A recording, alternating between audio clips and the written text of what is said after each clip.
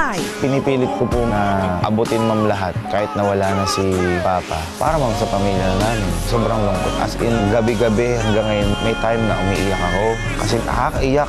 Kaya ma'am, nakabili kang sasakyan, makikita mo yan. Pero kanino mo pagmamalaki? Oo, kay mama, pero hindi mo kompleto. Yun ang pinakamahirap ma'am sa amin. Mahirap nung lumaki ng walang tatay. Feeling ko kung nakikita niya ng lahat ng nangyayari sa amin. Sobrang proud nun kasi lagi ako yung takbuhan niya. Kapag may desisyon din, kapag di sila nagkakasundo ni mama, parang ako po yung sinasabihan niya na lahat ng plano niya para sa pamilya namin. Sobrang hirap lang ma'am na nawalay tatay namin. Ayan, nandito na kami. Pero ano yung sense?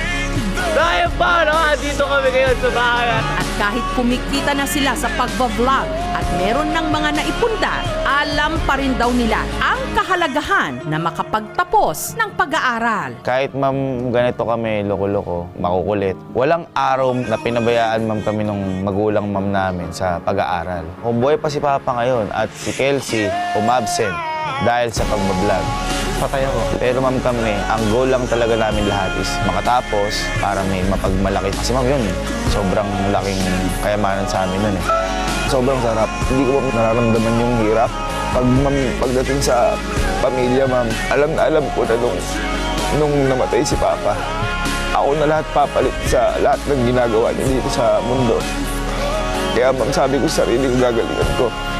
Nung una ma'am, natatakot ako baka hindi ko kaya yung ginagawa ni Papa.